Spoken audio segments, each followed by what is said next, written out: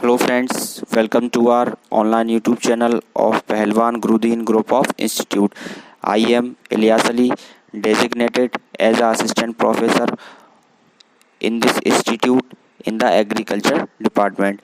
Friends, अगर आपने अभी तक हमारा YouTube चैनल सब्सक्राइब नहीं किया है तो इसे सब्सक्राइब करिए, वीडियो को लाइक, शेयर और कमेंट ज़रूर करें और वीडियो को अंत तक पूरा देखें और बेल आइकन को दबाना ना भूलें, जिससे कि अगली वीडियो के नोटिफिकेशंस आप तक सबसे पहले पहुंच सकें।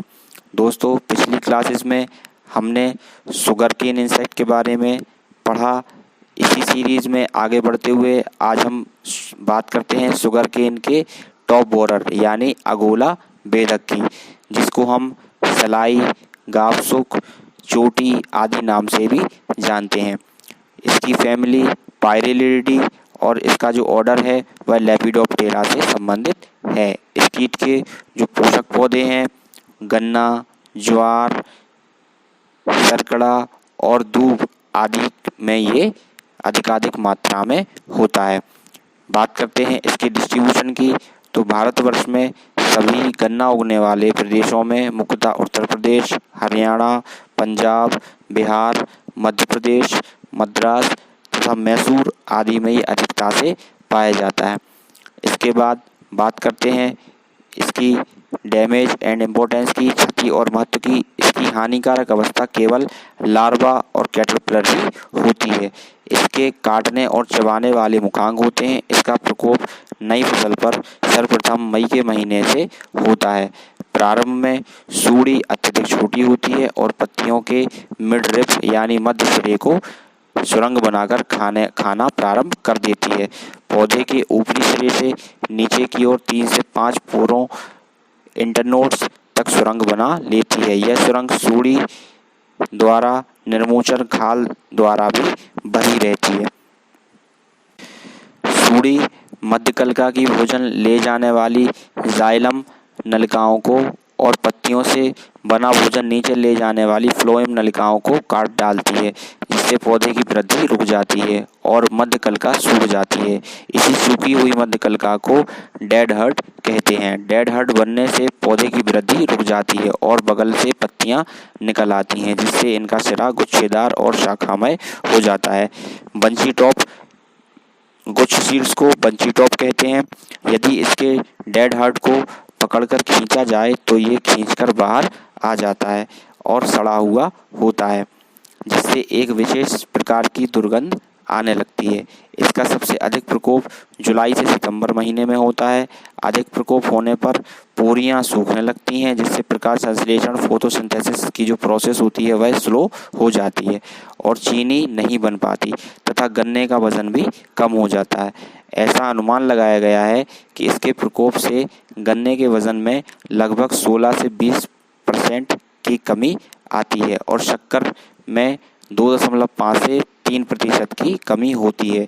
सूड़ी निचले पोरी के आधार के पास एक छिद्र बनाती है, जिससे बाद में प्रोणकीट बाहर निकलता है। इसके बाद बात करते हैं इसके लाइफ हिस्ट्री यानी इसके जीवन इतिहास की। इसके जीवन चक्र में 4 अवस्थाएं जो कि अंडा, शिशु, कृमिकोश और प्रोण आदि देखने को मिलती हैं। बात करते हैं इसकी एग स्टेज यानी अंडावस्था की, तो मादा कीट निम्न तल पर 5 से 8 के झुंडों में अंडे देती है। ये अंडे एक दूसरे पर चढ़े हुए और झुंड में 30 से 40 तक दिए जाते हैं। अंडों के झुंड नारंगी रंग के होते हैं और एनल टफ्ट्स गुच्छे में के समान होते हैं, टूटकर लग जाते हैं। प्रत्येक अंडा गोल चपटा और लगभग 1.2 मिलीमीटर लंबा और 1 मिलीमीटर चौड़ा होता है। पकने पर इसका रंग भूरा होता है और ये 9 से 12 दिन में पककर फूट जाते हैं और सूड़ी में चेंज हो जाते हैं। अंडे से निकलने के पश्चात सूड़ी सफ़ेद रंग की, जिसका सिर काला लगभग 22 मिलीमीटर लंबा हो जाता है। ये पत्तियों के मध्य सिरे में घुसकर ऊपरी पत्तियों में पहुंच जाती है और सुरंग बनाकर रहती है। सूड़ी अपने जीवन काल में 4 बार त्वचा का निर्मोचन करती है और पूर्ण विकसित होने पर यह लगभग 28 मिलीमीटर लंबी और 45 मिलीमीटर मोटी तक हो जाती है। सूड़ी गर्मी तथा बरसात के दिनों में लगभग 3 सप्ताह तक, अक्टूबर में 5 सप्ताह में पूर्ण विकसित होकर कृमि कोष में बदल जाती है।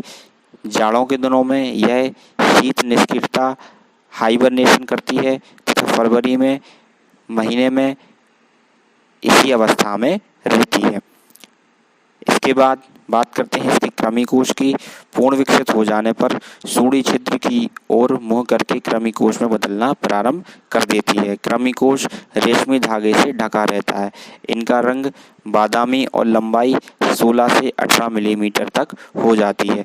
कोशावस्था 10 से 12 दिनों की होती है। इसके पश्चात ये एडल्ट इंसेक्ट में चेंज हो जाता है, यानी प्रौढ़ कीट में बदल जाता है। प्रौढ़ कीट लगभग 2.5 मिलीमीटर लंबा और इसके पंखों का विस्तार 30 मिलीमीटर तक होता है। मादा प्रौढ़ कृमि कोष से निकलने के पश्चात 2 दिन के बाद तीसरे और चौथे दिन से अंडे देना प्रारंभ कर देती है। इसका पूरा जीवन चक्र 42 से 51 दिनों में पूरा हो जाता है और लगभग ये 1 साल में अपनी 6 पीढ़ियों को जन्म देती हैं। सर्वप्रथम यह कीट अप्रैल के महीने में दिखाई देता है। जाड़ों में सूड़ी को छोड़कर इसकी सभी अवस्थाएं नष्ट हो जाती हैं। इस प्रकार से इस कीट की जो कंप्लीट मेटामॉर्फोसिस होती है वह 40 से 52 दिनों की होती है और लगभग 5 से 6 जनरेशन ये अपनी 1 साल में उत्पन्न करते हैं। बात करते हैं इसके कंट्रोल की, तो खेतों के आसपास लाइट ट्रैप यानी प्रकाश प्रपंच का उपयोग करें। अंडे देने वाली पत्तियों को तथा क्षतिग्रस्त गन्नों को एकत्र करके उनको नष्ट कर दें। गन्ने की फसल को फरवरी के अंत तक अवश्य काट लें ताकि शीत निष्क्रियता करती हुई सूड़ियाँ नष्ट हो जाएं। पेड़ी की फसल नहीं लें। कीट प्रतिरोधी किस्में जैसे कि COS 761, 796, बिहार में BO 10, 22 तथा 24 आदि प्रजातियों को बोएं और कॉर्पोरेट 395, 453, कॉर्पोरेट 186, 243 आदि प्रजातियां जो इस कीट की प्रतिरोधी प्रजातियां हैं उनको बो सकते हैं और इस कीट से हम प्रकोप से हम आसानी से छुटकारा पा सकते हैं।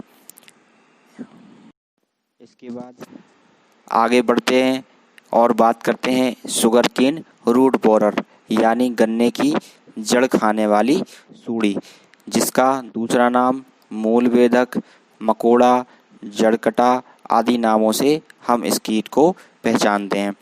ये भी लेपिडोप्टेरा ऑर्डर से और इसकी जो फैमिली है वह पायरेलिडी। इस कीट के जो पोषक पौधे हैं वो गन्ना और मक्का हैं। बात करते हैं इसके डिस्ट्रीब्यूशन यानी इसके वितरण की।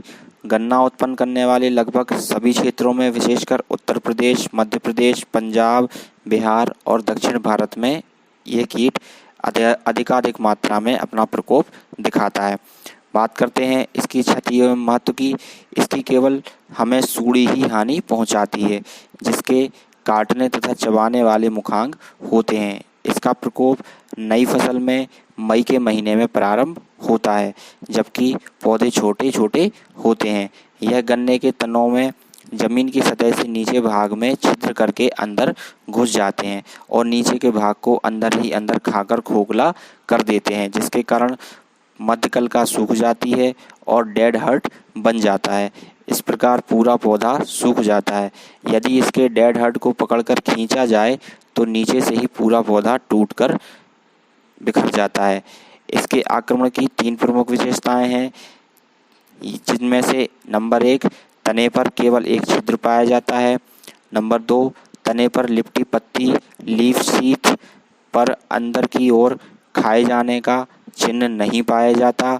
और नंबर 3, ग्रसित पौधे की सूखी मध्यकलिका सुगमता से खींची नहीं जा सकती तथा उससे किसी प्रकार की दुर्गंध भी नहीं आती। बात करते हैं इसकी लाइफ हिस्ट्री, इसके जीवन इतिहास की। तो इसके जीवन काल में 4 अवस्थाएं एग, लार्वा, प्यूपा और एडल्ट अवस्थाएं होती हैं। बात करते हैं एग स्टेज की। तो ये प्रायः पत्तियों के निम्न तल पर कभी कभी पौधे के आसपास ढेरों में फुटकर या झुंडों के आकार के भी हमें अंडे दिखाई पड़ते हैं। पत्तियों में अंडे मध्य सिरे के आसपास अलग अलग दिए जाते हैं। ये 7 दिन में पककर तैयार हो जाते हैं और इसके बाद ये लार्वा में चेंज हो जाते हैं। अंडे से निकलने ही सूड़ी हल्के पीले रंग की लगभग 2 मिलीमीटर लंबी हो जाती है। यह 4 बार मोल्ट प्रोसेस यानी अपनी त्वचा का निर्मोचन करती है। 40 से 50 दिन में ये पूर्ण विकसित हो जाती है। इस समय इसकी जो स्थिति होती है वह 30 से 40 मिलीमीटर लंबी हो जाती है। सूड़ी कृमि कोश में बदलने से पहले तने से सुरंग बनाती है जो अर्थ की सतह पर एक छिद्र द्वारा खुलती है जो कि रेशमी डोरों से बंद रहता है। इसी सुरंग में सूड़ी कोशावस्था में बदलती है। जाड़ों के दिनों में यह शीत निष्क्रियता में रहती है। इसके बाद ये कृमिकोश अवस्था में चेंज हो जाती है। कृमिकोश बादामी लाल रंग का होता है जिसके ऊपर कोकून या रेशे आदि नहीं होते। ये 17 से 20 मिलीमीटर लंबा होता है। जाड़ों के दिनों में ये मर जाते हैं। कोशावस्था 7 से 10 दिन की होती है।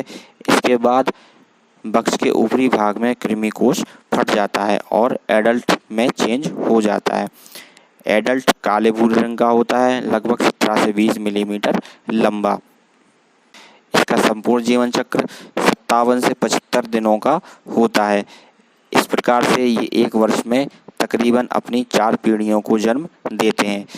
इस तरह से इन कीट की जो कंप्लीट मेटामॉर्फोसिस होती है वह 51 से 75 दिनों की होती है और कम से कम 4 जनरेशन 1 साल में ये अपनी उत्पन्न करते हैं।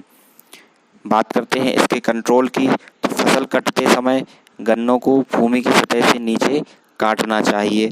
फसल काटने के पश्चात पत्तियां तथा जड़ों को खोदकर नष्ट कर देना चाहिए और उन्हें जला देना चाहिए। सिंचाई जल्दी करनी चाहिए। जहां तक संभव हो पेड़ी की फसल ना लें। इसकी प्रतिरोधी जातियां जैसे कि कॉर्पोरेट 313, 513 और 1148 एवं 1158 आदि प्रजातियों को हम उपयोग में ले सकते हैं। इसके अलावा गन्ना बोते समय कूड़ों में 10% BH डस्ट और 30 से 35 किलोग्राम प्रति हेक्टेयर की मात्रा से हमें खेत में छिड़काव करना चाहिए। इसके अलावा क्लोरपाइरीफॉस और एंडोसल्फान 35 EC को भी हम इसके कंट्रोल में उपयोग कर सकते हैं। इसी के साथ मैं आशा करता हूँ कि आपको मेरा ये वीडियो पसंद आया हो। अगर आपके कोई भी डाउट्स हैं, कोई भी क्वेश्चंस हैं तो आप हमारे कमेंट सेक्शन में जा कर के उसको टाइप कर सकते हैं और बेल आइकन को दबाना ना भूलें।